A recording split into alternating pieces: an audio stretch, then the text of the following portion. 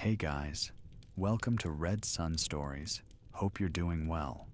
Tonight, beneath a pale autumn moon, stands an abandoned palace where something beautiful and terrible waits in the darkness.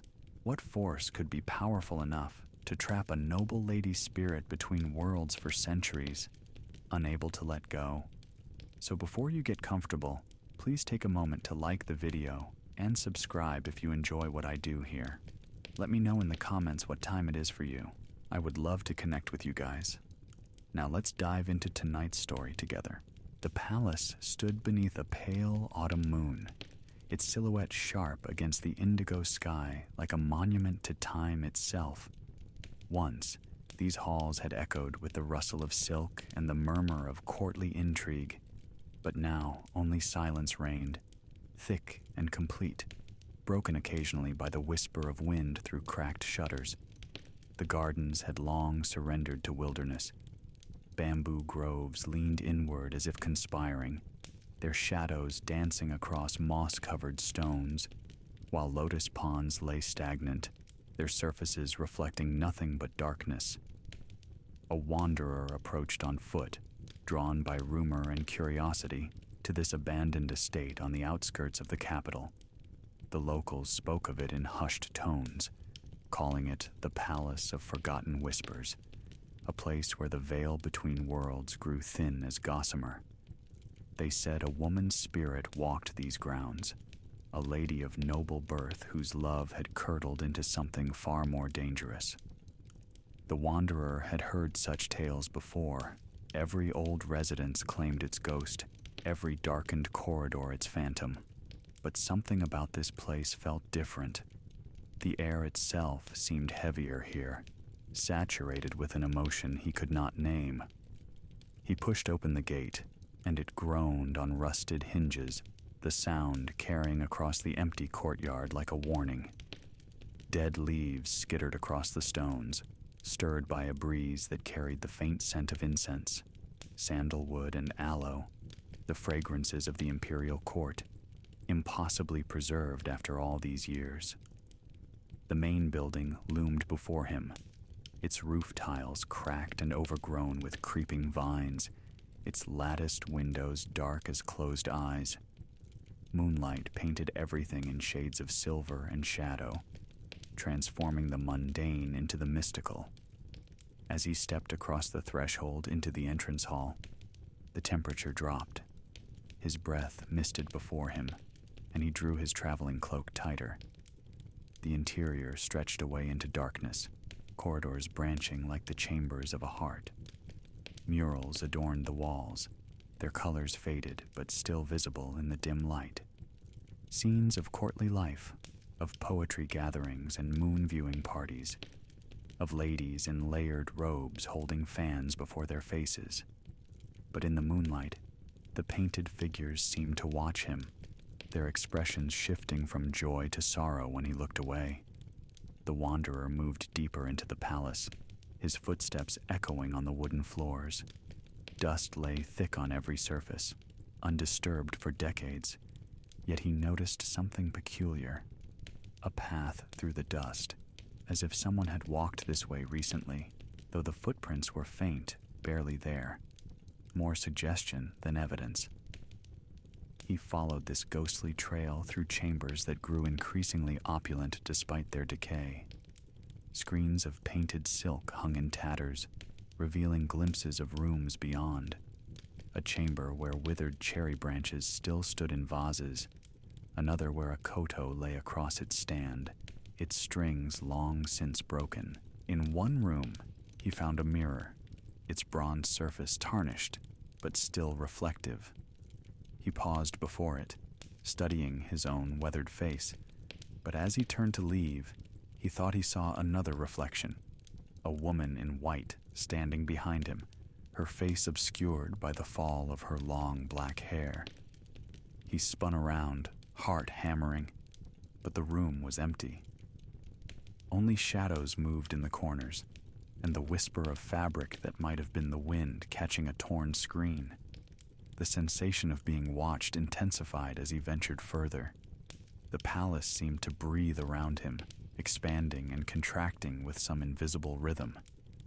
He could almost hear it, not quite a sound, more like a memory of sound. The distant echo of voices, of music played long ago, of someone weeping softly in an unseen chamber. The wanderer was not a superstitious man by nature, but even he could not deny the oppressive presence that filled these halls, the sense that something lingered here, something that had never left. He found himself in what must have been the main receiving hall, a vast space with a raised dais at one end where cushions had once been arranged for nobility. The ceiling beams were carved with phoenixes and dragons, their wooden forms still magnificent despite the rot that had claimed the corners of the room. Here, the moonlight streamed through gaps in the roof, creating pools of pale illumination amid the darkness. And in one of these pools, he saw her.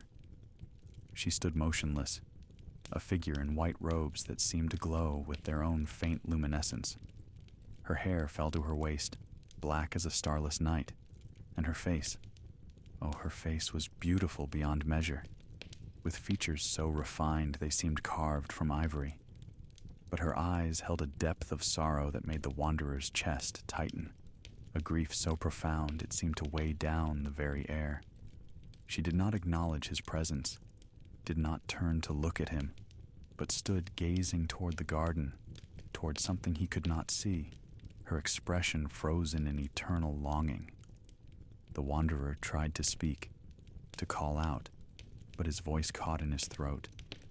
The woman raised one pale hand, pointing toward the garden, and he felt compelled to follow the gesture.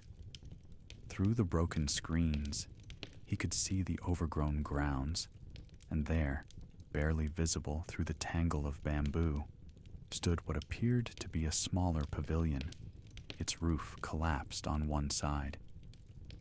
Even from this distance, he could sense that place held significance, that it was somehow the heart of whatever sorrow permeated this estate. When he looked back, the woman was gone. Only moonlight remained, and the faint, lingering scent of incense. But the wanderer knew with absolute certainty that he had seen her, that Lady Rokujo, for who else could it be, had shown herself to him for a purpose. The locals' warnings echoed in his mind. She was a spirit of jealousy and rage, a woman whose love had transformed into a curse. And yet, what he had seen in her eyes was not anger, but an almost unbearable sadness, a pain that had outlasted death itself. He knew then that he would not leave this place until he understood her story, until he unraveled the mystery of why her spirit remained bound to these forgotten halls. Somewhere in this palace lay the truth of Lady Rokujo, of her life and her death, of the jealousy that had consumed her and the love that had driven her to darkness. The wanderer settled himself in a corner of the hall, wrapping his cloak around him against the chill, and prepared to listen. For in places like this, the walls themselves remembered, and if one was patient enough, they would tell their tales to those willing to hear. The night deepened around him, and in the silence, he began to sense the story unfolding like smoke from incense, the tale of a woman of unparalleled beauty and intelligence, who had loved the shining Prince Genji with an intensity that would become her undoing. To understand Lady Rokujo's ghost, one must first know Lady Rokujo the woman, to walk in her memories, to see the imperial court as she once saw it, resplendent and cruel in equal measure. She had been born into the highest echelons of nobility, the daughter of a former minister, raised in luxury and educated in all the arts befitting her station. Poetry flowed from her brush like water. Her calligraphy was admired throughout the court, and her skill at the koto was said to move listeners to tears.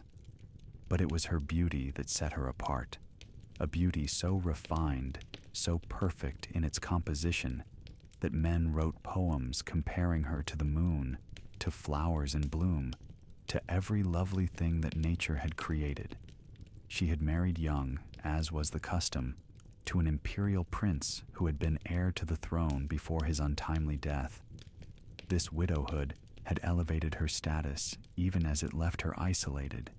She was too exalted for most men to approach, too proud to accept lesser positions than the one she had lost. Her son, still a child, represented her only hope for reclaiming influence at court, but years stretched ahead before he would come of age. And so Lady Rokujo found herself in that peculiar state of being both revered and powerless, a former crown princess with no crown, a woman of impeccable lineage with no clear path forward. Into this carefully balanced existence came Genji, the shining prince, son of an emperor and a low-ranking but beloved concubine.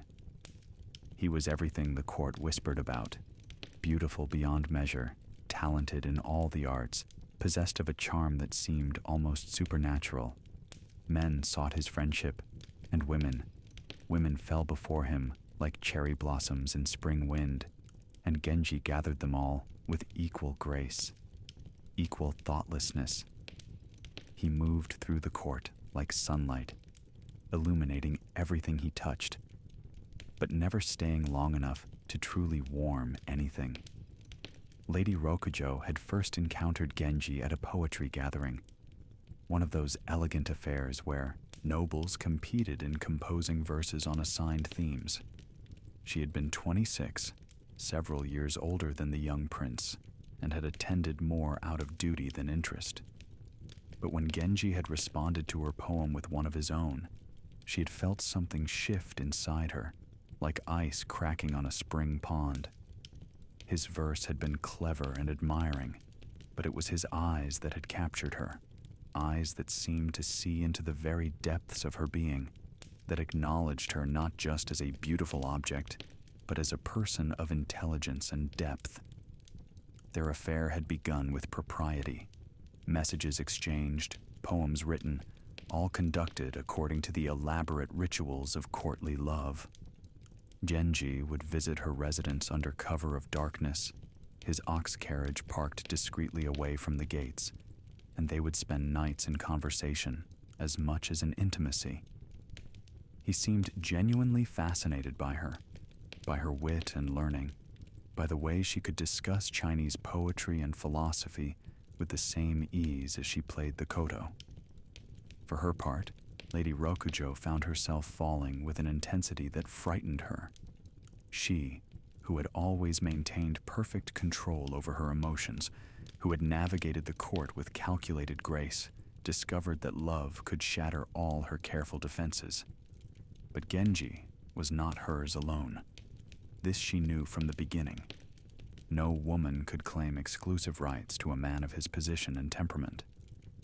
He had his principal wife, the Aoi no Ue, a woman of even higher birth than Lady Rokujo, daughter of the minister of the left. And he had others, the Murasaki whom he had raised from childhood with disturbing devotion, the Fujitsubo, who was his father's consort and whom Genji loved with forbidden passion, and countless others whose names and faces blurred together in the gossip that circulated through the palace corridors. Lady Rokujo told herself she could accept this. She was mature, sophisticated, not some naive girl who believed in exclusive devotion. She would take what happiness Genji offered and expect nothing more. But telling herself this and actually living it proved to be entirely different things. Each time Genji failed to visit, each time a message went unanswered, each time she heard whispers of his attentions toward another woman, something dark and terrible grew inside her chest, a feeling she barely recognized, having never experienced it before. Jealousy, raw, consuming, maddening jealousy. The worst of it centered on Aoi no Ue, Genji's principal wife. Though Genji professed little affection for this cold, proud woman, She held the position that Lady Rokujo could never claim. Aoi was younger, her lineage was superior, and she had the full backing of the powerful minister of the left. When court ladies gossiped, it was Aoi's name they linked with Genji's, not Lady Rokujo's. The older woman found herself relegated to the status of secondary interest, as if all her accomplishments, all her beauty and refinement meant nothing compared to the accident of Aoi's birth. The festival changed everything. The Kamo festival, with its grand processions and elaborate ox carriages, had always been one of the highlights of the court calendar. Lady Rokujo decided to attend, to make a public appearance and remind everyone of her status. She arranged for a magnificent carriage, decorated in the finest taste, and positioned herself along the procession route early to secure a good viewing spot. But as the hour approached, other carriages began crowding in, jostling for position, and Lady Rokujo found her carriage being pushed back, relegated to a less desirable location. Then Aoi's carriage arrived, larger, more ostentatious, bearing the crests of the minister of the left, and Aoi's attendants, seeing Lady Rokujo's carriage in what they considered a prime spot, had simply ordered their men to push it aside. Lady Rokujo's carriage was physically shoved back into the crowd, its elegant decorations damaged in the struggle, while Aoi's carriage took the place of honor. The humiliation was complete and public. Courtiers watched and whispered, and Lady Rokujo sat frozen behind her screens, her face burning with shame, her hands trembling with suppressed rage. She had said nothing, done nothing, maintaining the perfect composure expected of a woman of her rank. But inside, something broke. The jealousy that had been simmering transformed into something colder, harder, more dangerous. She went home that night and fell ill, not with any physical ailment, but with a sickness of the spirit. She lay in her chambers, refusing visitors, refusing food, staring at nothing while dark thoughts consumed her.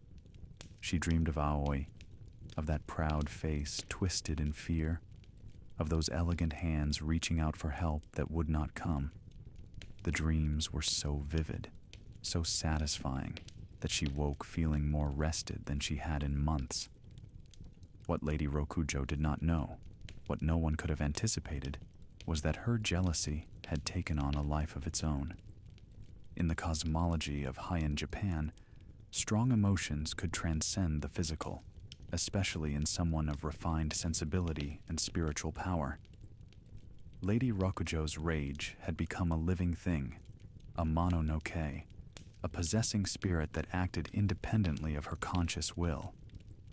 While her body lay in her chambers, lost in fever dreams, her spirit wandered, seeking the target of her hatred. Aoi, heavy with child, fell suddenly and inexplicably ill. Priests were summoned, sutras recited, but nothing helped.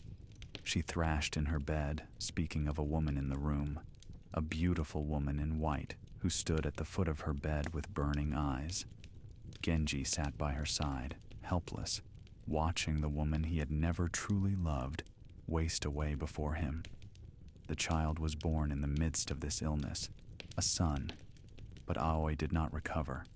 She died shortly after childbirth, and the court whispered that it was possession that had killed her, that some vengeful spirit had stolen her life. Lady Rokujo learned of Aoi's death and felt a strange mixture of satisfaction and horror. She was glad. She could not deny it, could not pretend to a grief she did not feel. Her rival was gone.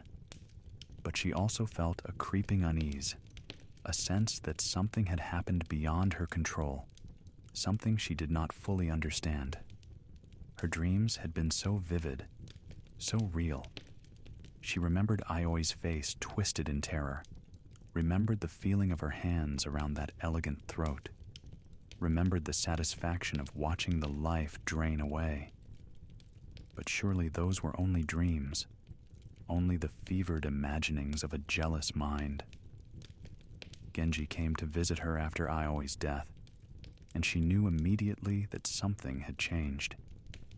He looked at her differently now, with a wariness that had not been there before.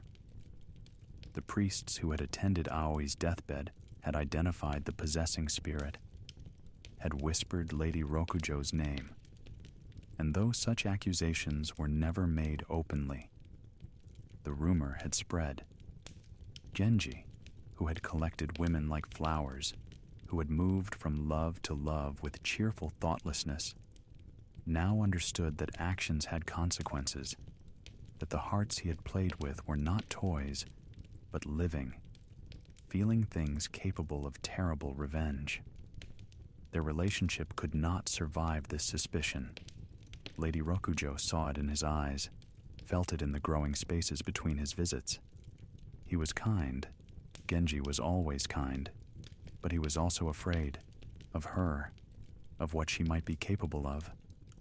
The irony was not lost on Lady Rokujo. She had wanted him more than anything, and in having him, or trying to have him, she had lost him completely. The jealousy that had consumed her had destroyed the very thing she had sought to possess. In her desperation, Lady Rokujo made a decision that would seal her fate. She would leave the capital, would go to Ise as her daughter's attendant when the girl was appointed to serve at the shrine there. Distance, she thought, would cure her of this poisonous emotion. She would remove herself from Genji's sphere, would start anew in the pure atmosphere of the shrine, would find peace in contemplation and religious observance. It seemed like salvation, like an escape from the darkness that had overtaken her heart. But the human heart is not so easily commanded. Even as Lady Rokujo made her preparations to leave, even as she tried to convince herself that she had moved past her jealousy, Genji made things worse. He came to see her off, appeared at her residence unannounced, and spent the night with her one last time. It was cruel. Unintentionally cruel, perhaps, but cruel nonetheless, to reawaken feelings she had been trying to bury, to remind her of everything she was losing. When he left in the morning, Lady Rokujo wept silently, alone in her chambers, and felt something inside her die. She went to Ise, but she never found the peace she sought. The shrine was beautiful, isolated, pure, everything she had hoped for, but it could not quiet the darkness in her heart. She performed her duties mechanically, assisted her daughter with the sacred rituals, and outwardly maintained the serene composure expected of someone in her position. But at night, she dreamed still of Genji, of the capital, of the life she had left behind. And sometimes, in these dreams, she felt herself leaving her body, felt herself traveling on currents of air back to the capital, searching for the man she could not forget. Years passed. Lady Rokujo aged gracefully, her beauty becoming more austere but no less striking. Her son grew. Her daughter served her term at the shrine, and Lady Rokujo maintained her position through sheer force of will and intellect. But she was changed, hollowed out, a beautiful shell with something essential missing. Those who knew her well spoke of a coldness in her manner, a distance that had not been there before. She had become untouchable in more than just the social sense. She seemed to exist behind an invisible barrier, going through the motions of life without truly living. When news reached her that Genji had taken yet another young wife, that he continued his collecting of women with undiminished enthusiasm, Lady Rokujo felt nothing. Or rather, she felt nothing consciously. But that night, in her sleep, her spirit wandered again, drawn by threads of jealousy and rage that had never truly been severed. And somewhere in the capital, a young woman woke screaming, speaking of a ghost in white who stood at her bedside, whose eyes burned with cold fire, whose hands reached out as if to strangle. Lady Rokujo's conscious mind never knew of these nocturnal wanderings. She lived her remaining years in quiet dignity, never returning to the capital, never seeing Genji again. But her spirit had become something separate from her will, something that could not be controlled or contained. It was as if her jealousy had achieved independent existence, a dark twin that acted out the rage she had suppressed in life. This splitting of self from spirit would have terrible consequences, would ensure that even death could not bring her peace.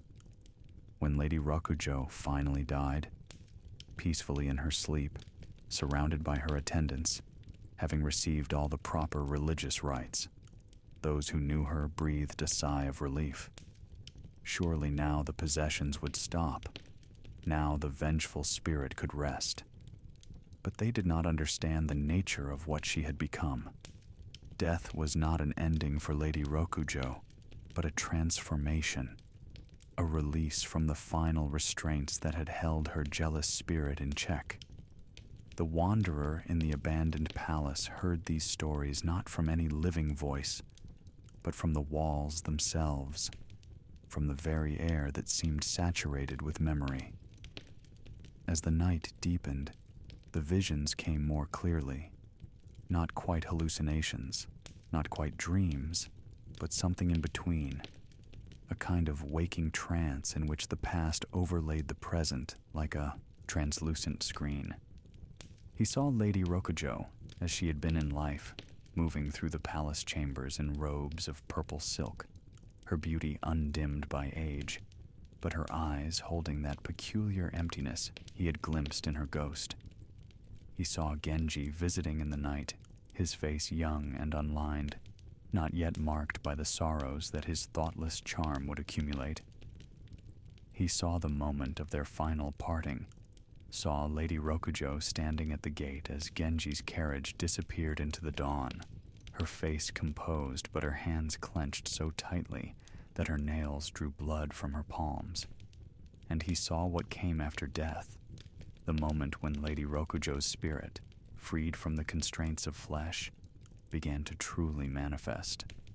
It happened gradually at first, like dawn breaking or night falling, an incremental shift from one state to another. In the days immediately following her death, her spirit lingered at the shrine in Ise, confused and disoriented, not yet understanding what had happened. She went through the motions of daily life, rising at dawn, arranging her robes, only to find that no one could see or hear her, that she passed through the world like smoke. The realization of death came slowly, and with it came a choice, or what would have been a choice for a spirit less bound by earthly attachments. Most souls, properly prepared with the right rituals and prayers, moved on to whatever lay beyond, accepting the impermanence of existence as Buddhism taught. But Lady Rokujo's spirit was not free. The jealousy that had consumed her in life, the rage that had been suppressed and denied for so long, acted like chains, binding her to the world she had left. And those chains all led back to one place, to one person, Genji. The spirit that returned to the capital was changed from what it had been in its nocturnal wanderings during Lady Rokujo's life. Then it had been tethered, limited, acting only in sleep and half-conscious dreams. Now it was fully unleashed, a manifestation of pure jealousy given form and will. It appeared first in mirrors. Courtiers would catch glimpses of a woman in white standing behind them, her face beautiful and terrible, her eyes fixed on some distant point. Then it began appearing in gardens at twilight, a figure that seemed to glow with its own pale light, always watching, always waiting. Genji, now older and burdened with the weight of his many loves and their consequences, heard the reports with growing dread. He knew immediately who it must be, recognized the description of that face he had once found so captivating. He ordered prayers to be said, sutras to be copied, anything that might lay the spirit to rest. But Lady Rokujo's ghost was beyond such easy measures. She had become something more than a simple vengeful spirit, had evolved into a kind of archetype of jealousy itself, a warning and a curse. The ghost began to haunt not just Genji, but all the women in his life. His current wife would wake to find the apparition standing at the foot of her bed, its hands raised as if to strike. His mistresses reported dreams of being strangled, of pale hands around their throats, of a voice whispering accusations and threats. Children cried at night, speaking of the sad lady who visited them, who stroked their hair with cold fingers and sang lullabies in a voice like wind through graves. What made Lady Rokujo's haunting particularly terrible was its deliberateness, its intelligence. This was not a mindless, raging monster, but a sophisticated, calculating presence that knew exactly how to inflict the maximum psychological torment. She appeared at moments of happiness, turning joy to ashes. She manifested during intimate moments, her presence a cold intrusion that drove couples apart. She seemed to know every secret, every hidden guilt, and her eyes, those beautiful, terrible eyes, judged and condemned without need for words. Genji tried everything. He hired the most powerful priests, the most learned exorcists. They performed elaborate rituals, burning incense until the palace was thick with smoke, chanting sutras until their voices gave out. Sometimes they could force the spirit to identify itself, could make it speak through a possessed medium. And when it spoke, it was Lady Rokujo's voice, cultured and refined even in its rage, reciting poetry about betrayal and abandonment, listing grievances in perfect court language. "You promised constancy," the spirit would say through trembling lips of possessed women. "You wrote poems of eternal devotion, but your promises were like morning dew, vanishing with the first light.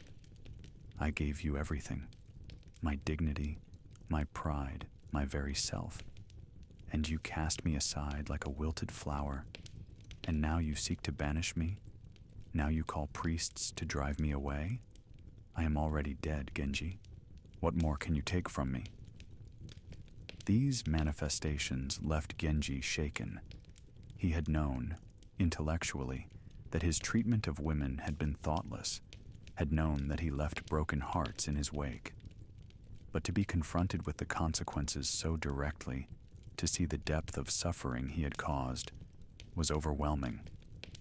He began to withdraw from society, spending his days in Buddhist meditation, seeking some way to atone for sins that could not be undone. But the ghost was not satisfied with Genji's suffering alone. It seemed to hunger for something more, some acknowledgement or resolution that Genji could not provide. And so it continued to haunt, spreading its influence beyond Genji's immediate household, becoming a presence felt throughout the capital. People spoke of the Lady Rokujo's curse, warned young women about the dangers of loving too deeply, told cautionary tales of how jealousy could outlast death itself.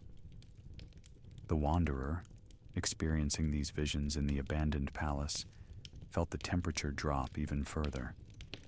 His breath came in visible clouds, and frost began to form on the wooden beams above him. The moonlight seemed to intensify, becoming almost harsh in its brightness, and in that light he saw her again, Lady Rokujo's spirit, more solid now, more present. She stood in the center of the hall, exactly where he had seen her before, but this time she turned to look at him directly. Her face was inches from his own, though he had not seen her move. He could see every detail, the perfect arch of her brows, the curve of her lips, the impossible depth of her eyes. And in those eyes, he saw not just jealousy or rage, but an abyss of loneliness, a suffering so profound that it made his heart ache. This was a spirit that had been trapped for centuries, bound by emotions it could not release, unable to move forward, but unable to return to what it had lost. "Do you understand?" she whispered, her voice like wind through winter branches. "Do you see what love can become when it is denied, when it is made small and insignificant? I was not a weak woman, not some simpering girl who knew nothing of the world. I was intelligent, accomplished, worthy of respect. But to him, I was just another flower to be picked and then forgotten, and that I could not bear." The wanderer wanted to respond, to offer some word of comfort or understanding, but he found he could not speak. The spirit's presence was overwhelming, filling his senses, making it hard to remember where he ended, and she began. He felt her emotions as if they were his own. The initial rush of falling in love, the gradual dawning of realization that he would never be truly loved in return, the desperate attempts to hold on to something that was already slipping away, and finally, the cold rage that came when all hope was lost. "I tried to let go," Lady Rokujo's ghost continued, and now there were tears on her face, though whether spirits could truly weep, or whether this was some manifestation of remembered grief, the wanderer could not say. "I went to ice. I devoted myself to the shrine. I tried to find peace in religious observance. But how can one let go of something that was everything? How can one simply choose to stop feeling? And even in death, even in this cursed half-existence, I cannot break free. The jealousy remains, a fire that consumes me without ever burning out, without ever granting me the release of being reduced to ashes." The night wore on, and the wanderer listened as the ghost told her story in fragments and images, in emotions that washed over him like waves. He learned of the many women Genji had hurt, not through malice, but through carelessness, through his inability to understand that love given freely still demanded respect, still deserved care.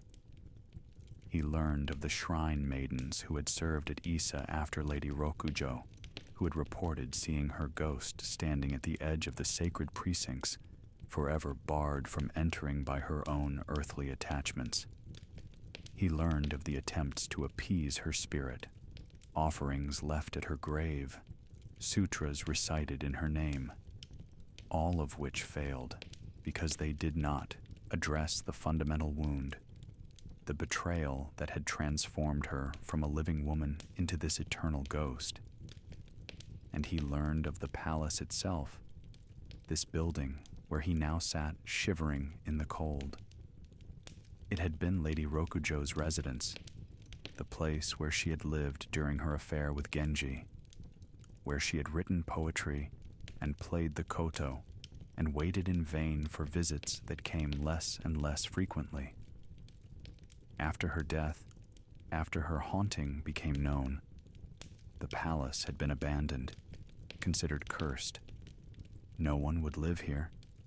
No one would even maintain the grounds. And so it had fallen into decay, becoming a monument to her suffering, a physical manifestation of how love could transform into something dark and terrible. "I am bound here," the ghost said, gesturing to the walls around them. "Bound to this place where I was happiest and most wretched, where I loved and was betrayed. I cannot leave, cannot move on, cannot find the peace that even the worst sinners are granted in time. I am frozen in this moment of jealousy and rage, condemned to relive it eternally, to feel these poisonous emotions without end. And the worst part, the absolutely worst part, is that I no longer even remember what it felt like to love him without this jealousy, to experience that pure joy I must have felt in the beginning. The darkness has consumed everything else, has rewritten even my memories until jealousy is all I am, all I can ever be." Dawn was beginning to break, the first pale light seeping through the gaps in the roof, with the coming of day, the ghost's presence began to fade, becoming translucent, less solid. But before she disappeared entirely, she looked at the wanderer one last time, and her expression held something that might have been hope or might have been despair. He could not tell which. "Tell my story," she said, her voice already distant, already receding into silence. "Let others know what can happen when love turns to jealousy, when emotions are denied and suppressed until they transform into something monstrous. Perhaps if people understand, if they learn from my suffering, then my existence here will have had some purpose, some meaning beyond serving as a cautionary tale. Perhaps that would be enough to let me rest at last."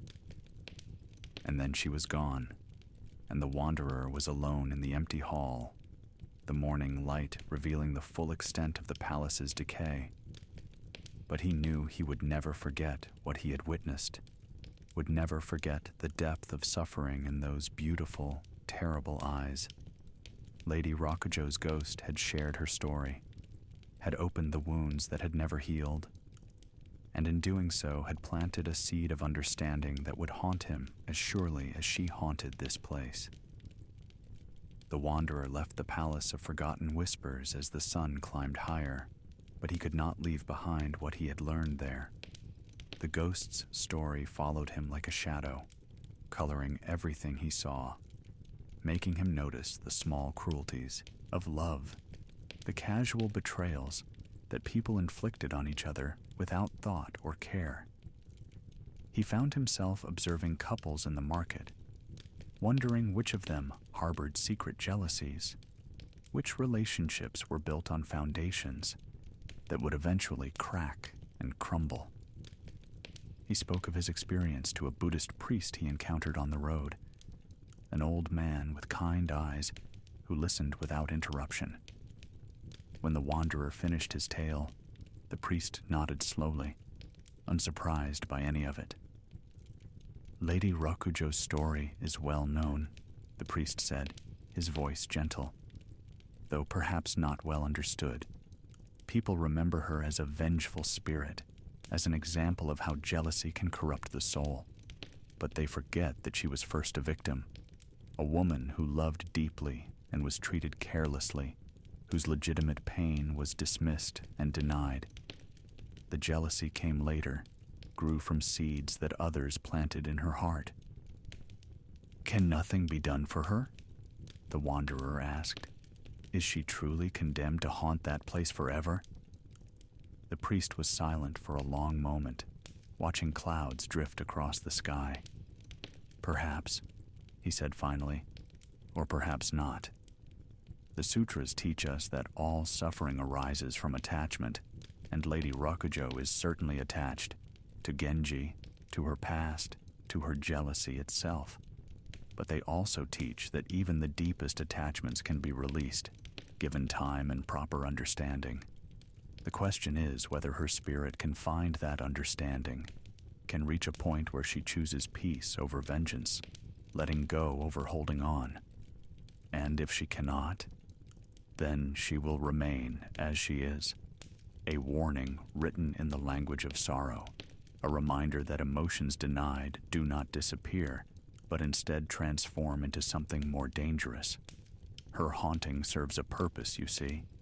It teaches those who encounter it about the consequences of careless love, about the importance of treating others with respect and consideration.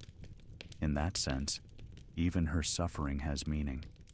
Even her curse has value. The wanderer found this cold comfort, but he could not deny the truth in the priest's words. He had been changed by his encounter with Lady Rokujo's ghost, had gained insight into the darker aspects of human nature. He would carry that knowledge with him, would use it to be more conscious of his own actions, more aware of how his choices affected others. And perhaps that was the gift Lady Rokujo offered. Not forgiveness or peace, but understanding purchased at the cost of her own eternal suffering. As years passed and the wanderer's life moved forward, he he would occasionally hear news of the Palace of Forgotten Whispers. Travelers still reported seeing lights there at night, still spoke of a woman in white who walked the overgrown gardens. Some claimed to have heard music, the sound of a koto played with heartbreaking skill, drifting from the ruined halls. Others reported finding offerings left at the gate, flowers, incense, small tokens from people who felt sympathy for the ghost's plight or who sought her blessing for their own troubled relationships. The story of Lady Rokujo spread beyond the capital, becoming legend, becoming folklore.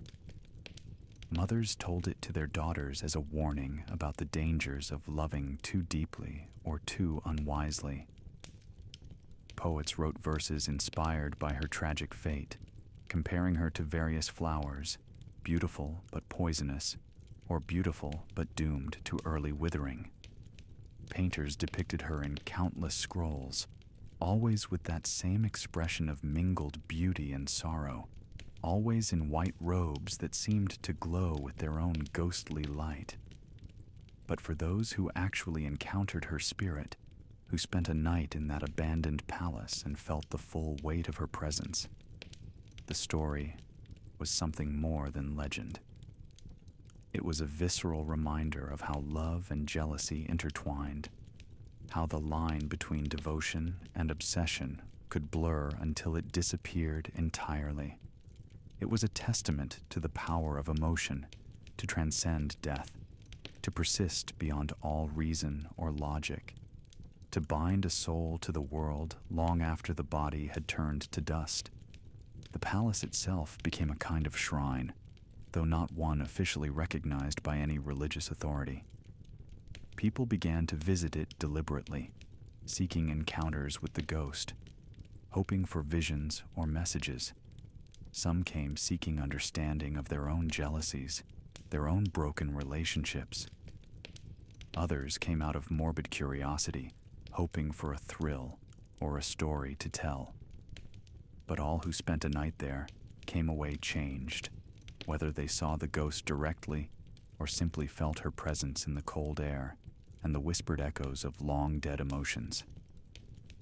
Occasionally, priests would attempt to exorcise the spirit, to perform rituals that would free her from her earthly bonds and allow her to move on to whatever awaited her in the afterlife.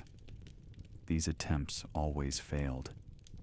Lady Rokujo's ghost was too strong, too deeply rooted in her jealousy and pain, to be dislodged by sutras or prayers alone. She had become part of the palace itself, woven into its very structure, as much a feature of the place as the walls and roof beams. The wanderer, now an old man himself, made one final pilgrimage to the Palace of Forgotten Whispers.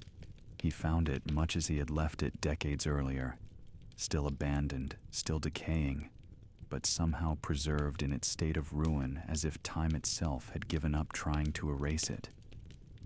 He walked through the familiar halls, remembering that night when he had first encountered the ghost, when he had looked into those eyes and seen such profound suffering. This time, Lady Rokujo did not appear to him directly, but he felt her presence all around him, in the cold air and the faint scent of incense, in the way shadows seemed to move in the corners of his vision. He stopped in the main hall, the same place where he had sat shivering all those years ago, and spoke aloud to the empty air. "I have told your story," he said, his voice echoing in the vast space.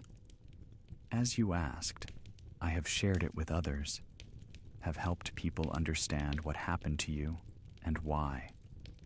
I hope that has brought you some small measure of peace, some relief from your suffering. I hope you know that you are not forgotten, that your pain has not been meaningless."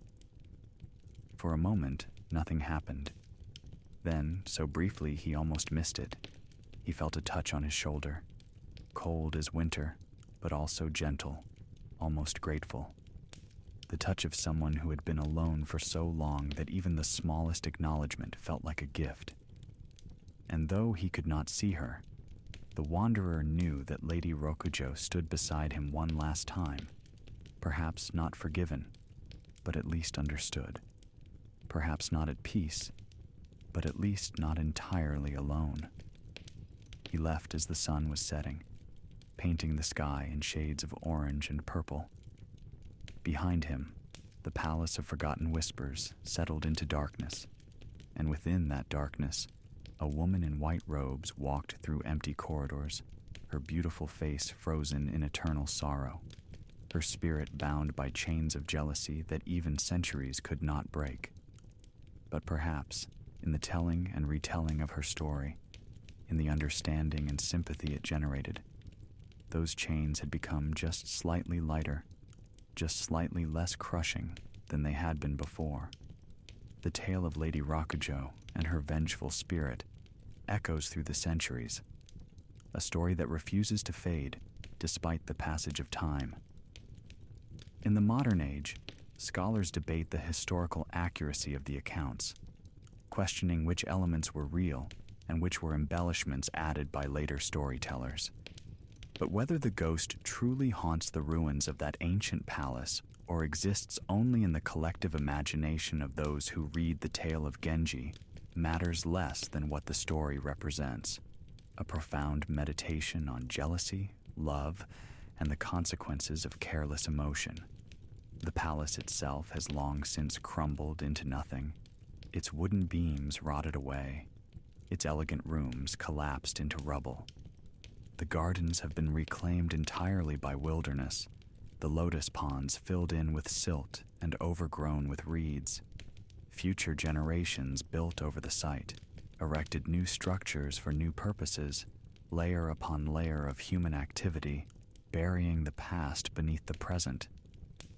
But some say that even now, even in this age of concrete and electric light, there are moments when the boundary between then and now grows thin, when people catch glimpses of something that should not be. A woman in white robes standing at the edge of their vision, a face of impossible beauty reflected in a window, a feeling of profound sadness that has no obvious source. The story endures because it speaks to something universal in human experience: the pain of unrequited or betrayed love, the way jealousy can consume reason and compassion, the difficulty of letting go of attachments that cause only suffering. Lady Rokujo's transformation from accomplished noblewoman to vengeful ghost serves as both warning and tragedy, a reminder that even the most refined and intelligent people are not immune to destructive emotions, that education and social standing provide no protection against the darker aspects of the human heart. But there is also something more in her story, something that makes it resonate particularly in the context of the Tale of Genji and Heian court culture. Lady Rokujo represents the voices of all the women in that world who had no real power, who were valued for their beauty and accomplishments, but ultimately treated as objects to be collected and discarded. Her jealousy, while destructive, arose from a legitimate grievance.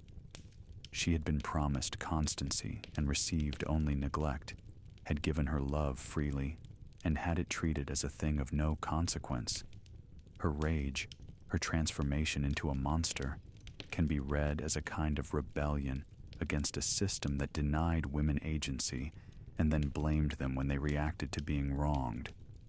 In this light, Lady Rokujo's ghost becomes not just a cautionary tale about jealousy, but also a protest, a refusal to be erased or forgotten, a determination to make her pain visible, even if it meant being remembered as a monster rather than not being remembered at all. She chose vengeance over obscurity, chose to haunt rather than to fade peacefully into death. And while this choice brought her no happiness, it did grant her a kind of immortality. People still speak her name, still remember her story, still feel sympathy for her suffering, even as they recoil from the form it took. For those who seek deeper meaning in ghost stories and folklore, Lady Rokujo offers rich material for contemplation. She embodies the Buddhist concept of attachment as the source of suffering. Her jealousy bound her to the world, prevented her from achieving the release of nirvana, trapped her in an endless cycle of negative emotion. But she also challenges simplistic interpretations of that concept, forces us to ask whether all attachments are equally worthy of condemnation, whether the solution to suffering is really as simple as choosing to let go. Lady Rokujo tried to let go, tried to find peace through distance and religious devotion, but found that some wounds cut too deep to be healed by will alone. The palace gardens, in their eternal state of decay and overgrowth, mirror the state of Lady Rokujo's spirit, beauty corrupted by neglect, potential unrealized, a life that should have flourished, transformed instead into something haunted and sad. The bamboo that once formed elegant groves now crowds and tangles, blocking light and choking out other growth. The lotus ponds, once carefully maintained as symbols of Buddhist purity, have become stagnant and foul. And walking through this wilderness, one cannot help but think of Lady Rokujo herself, of how her refinement and intelligence were ultimately overwhelmed by darker forces, how the beauty she possessed could not save her from the ugliness of her fate. And yet, there is also a strange kind of peace in the ruins, a sense that the passage of time has softened even the most acute suffering. The jealousy that drove Lady Rokujo in life and death has become, through the centuries, less a personal rage and more a universal symbol. Her story has been absorbed into the cultural memory, transformed from individual tragedy into collective wisdom. Perhaps this transformation is itself a kind of redemption, a way for her suffering to achieve meaning beyond the purely personal. The wind that blows through the abandoned palace grounds carries no malice now, only the whisper of ancient sorrows slowly fading into silence. The moonlight that once illuminated her ghostly form now falls on empty spaces, on moss-covered stones and weathered wood, creating beauty from decay. The seasons continue their eternal cycle. Spring blossoms fall, summer rains wash the stones, autumn leaves scatter like lost memories, winter snow blankets everything in temporary forgetfulness. And through it all, the spirit of Lady Rokujo endures, less substantial with each passing year, but never entirely gone, like a perfume that lingers long after the wearer has left the room.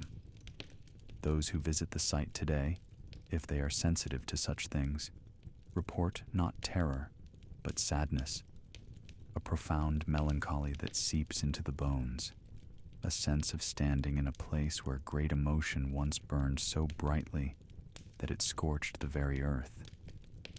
They speak of feeling watched but not threatened, of sensing a presence that is more curious than hostile, as if Lady Rokujo's ghost has finally moved beyond rage into something resembling acceptance, if not quite peace.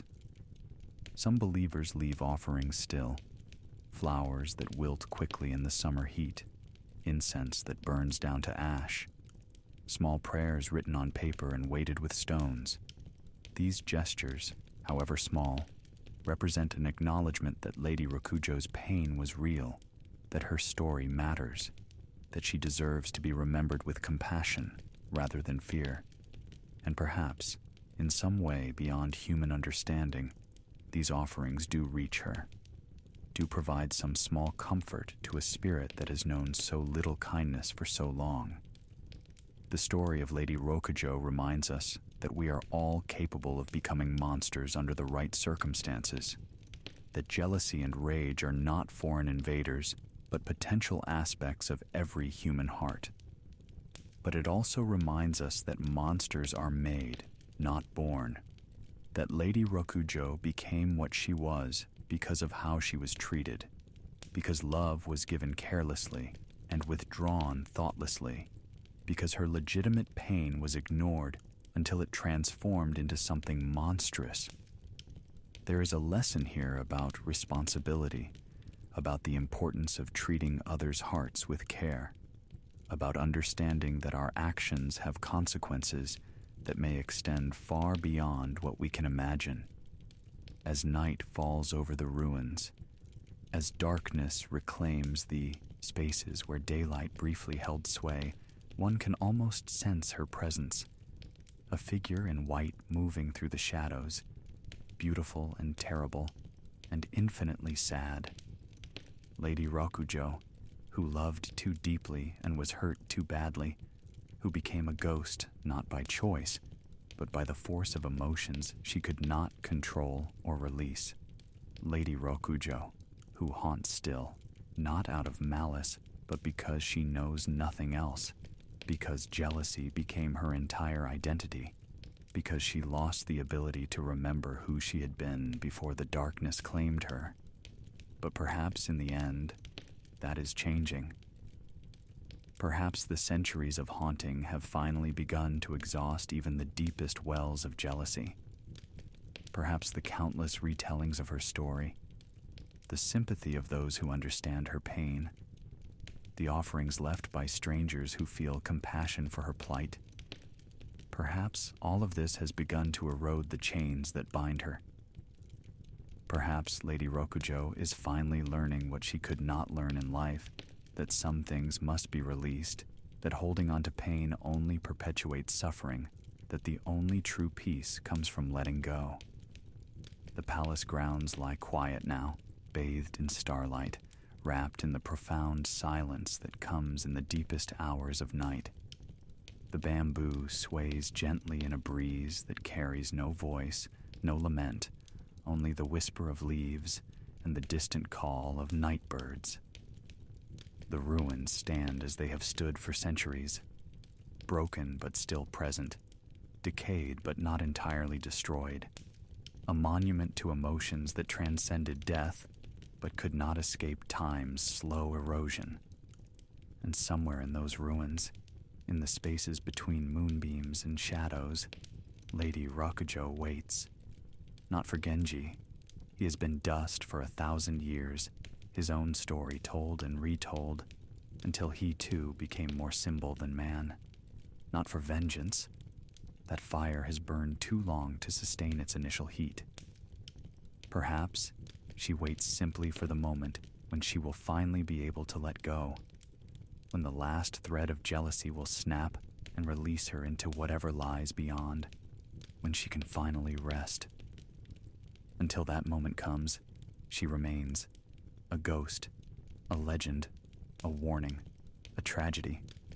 She is Lady Rokujo, who loved and was betrayed, who raged and could not stop raging, who became a monster but retained enough humanity to regret it. She is every person who has felt the corrosive poison of jealousy, who has watched helplessly as love transformed into something dark and consuming. She is eternal, and she is ephemeral. She is specific, and she is universal. She is a woman, and she is a symbol. The night deepens, and in the darkness, something shifts, subtle as the change from one breath to the next, barely perceptible unless one is paying close attention. A lightening of the atmosphere, perhaps, a sense that some burden has been lifted, some weight removed. Whether this represents Lady Rokujo finally finding peace, or simply another temporary fluctuation in her endless haunting, cannot be known. But there is hope in uncertainty, possibility in the unknown. The story ends here, not with resolution, but with continuation, not with answers, but with questions. Lady Rokujo's tale is not one that can be neatly concluded, tied up with a satisfying ending. It is ongoing, still unfolding, still teaching those who listen about the complexity of human emotion, about the dangers of jealousy unchecked, about the importance of treating love with respect rather than carelessness. It is a story that asks us to be better, to do better, to remember that our actions ripple outward in ways we cannot always predict or control. So the palace of forgotten whispers stands in darkness, waiting for the dawn that will come as it always does, bringing light but not necessarily understanding, bringing a new day but not necessarily new answers. And Lady Rokujo waits too, as she has waited through countless nights, her beautiful face frozen in its expression of eternal sorrow, her spirit bound by chains that grow lighter with each telling of her story, with each moment of compassion she receives, with each acknowledgement that her pain was real and worthy of remembrance. May her spirit find peace at last. May the jealousy that consumed her finally burn itself out, leaving only the memory of the accomplished, intelligent, beautiful woman she was before love and betrayal twisted her into something monstrous. May those who hear her story learn from it, carry its lessons forward, treat others with the care and respect that might have saved Lady Rokujo from her fate.